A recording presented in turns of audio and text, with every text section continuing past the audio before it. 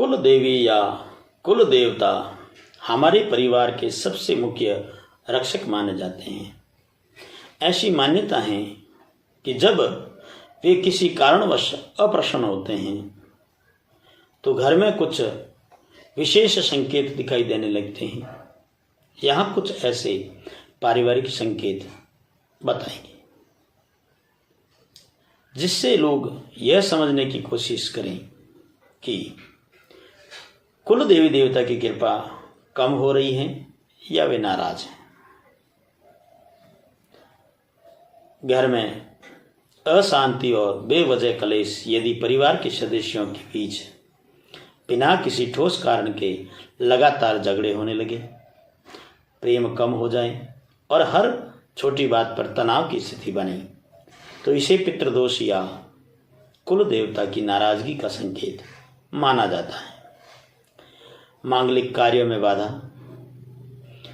यदि घर में कोई भी शुभ कार्य जैसे शादी, मुंडन या गृह प्रवेश या संबंध का तय होना, सगाई, विवाह तय होने के बाद बार बार रुक जाए या उसमें कोई न कोई बड़ी बाधा आ जाए, तो बुजुर्ग इसे कुल देवी देवता का स्मरण करने का संकेत मानते हैं। यानी कुल देवी देवता से संबंध में अगर किसी प्रकार की भूल हो रखी है या कोई त्रुटि है तो उसका स्मरण करें एवं उसकी क्षमा याचना करें। संतान और वंशवृद्धि में समस्या। शास्त्रों के अनुसार कुल देवता की नाराजगी का सीधा असर वंश पर पड़ता है। यदि संतान प्राप्ति में बहुत बाधाएं आ रही हो या संतान गलत रास्ते पर जाने लगे तो कुल परंपरा की जांच करने की सलाह दी जाती है।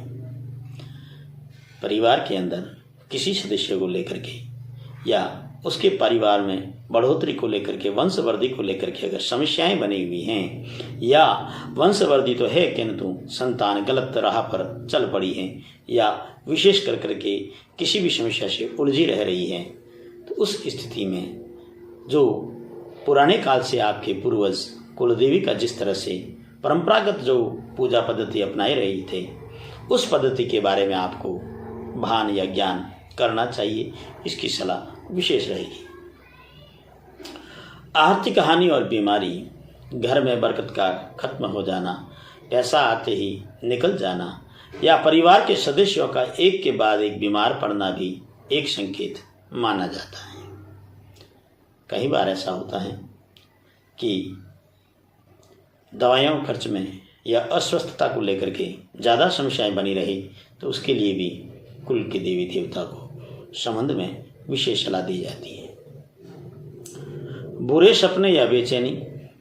यदि परिवार के किसी सदस्य को बार बार अपने कुल स्थान के सपने आए या सोते समय अचानक घबराहट महसूस हो, तो यह कुल देवता द्वारा अपना ध्यान खींचने का एक तरीका माना जाता है।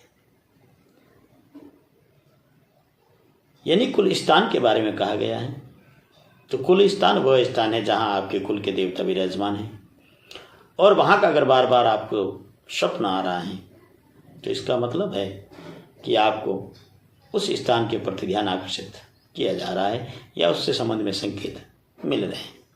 साथ ही अगर आपको निंद्रा भाव में बेचैनी या एक अचानक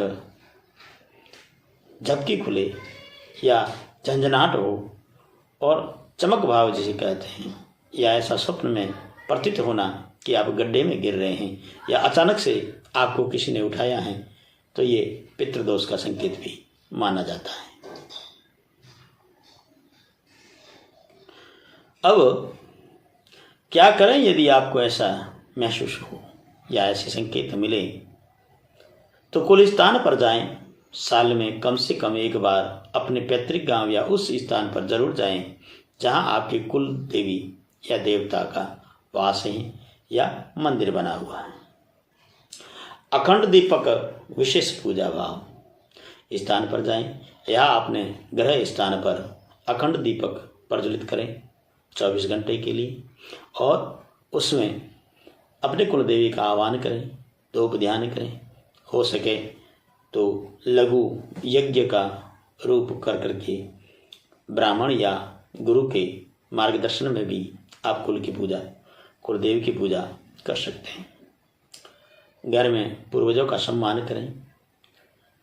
कुल देवता की कृपा तभी मिलती है जब घर के बुजुर्गों और पितरों का सम्मान किया जाता है। कुलदेवी की परंपराएं में कुलदेवी की पूजा और पितरों की पूजा को हमेशा एक दूसरे के परस्पर माना गया है, क्योंकि अगर कुल के पितृ संतुष्ट नहीं हैं तो कुल की देवी कभी संतुष्ट नहीं हो सकती। ऐसा यह भाव नहीं है कि कुल के जो पितृ हैं या जैसे पितृदोष आ रहा है तो उसकी पूजा की जाए, ऐसा नहीं है, मगर उनकी शांति और संतुष्टि के लिए, तुष्टि पुष्टि और संतुष्टि, इसके लिए उन्हें ऐसा कार्य करना चाहिए जो शास्त्रोक्त हैं और उन्हें शांति प्रदान करनी चाहिए, जिससे कि कुल देवी एवं पितरों का आशीर्वाद मिला रहे। उसके बाद क्षमा प्रार्थना करें। जाने अनजाने में हुई गलतियों के लिए परिवार के साथ मिलकर कुल स्थान पर क्षमा प्रार्थना करें और विधिवत भोग लगाएं। पूजा अर्चना देखा भी जाता है कई बार कि कुल के स्थान पर जाकर के प्रसादी की जाती है, कुल के देवता के नाम से पूजा की जाती है, वह इसी का एक हिस्सा है। और विशेष कर करके कई बार ये समस्याएं व्यक्तिगत या व्यवहारिक कारणों से भी हो सकती हैं, इसलिए आध्यात्मिक उपायों के साथ साथ व्यवहारिक समाधानों पर भी ध्यान देना जरूरी है। कई बार आप अपने व्यवहारिक तौर पर, जैसे परिवार में कोई देवी देवता का, कुल देवी का या कोई अनुष्ठान कर रहा है और आपने अपने व्यवहार के अनुसार उसकी अवहेलना की है, उल्लंघन किया है या प्रताड़ित किया है, तो वह भी दोष के निमित्त माना जाता है। अतः इन विशेष मार्गदर्शन को ध्यान में रखते हुए कुल देवी देवता को आप प्रश्न कर सकते हैं, पूजा में रही त्रुटि को आप दूर कर सकते हैं। जय माँ भगवती। हरि ओम।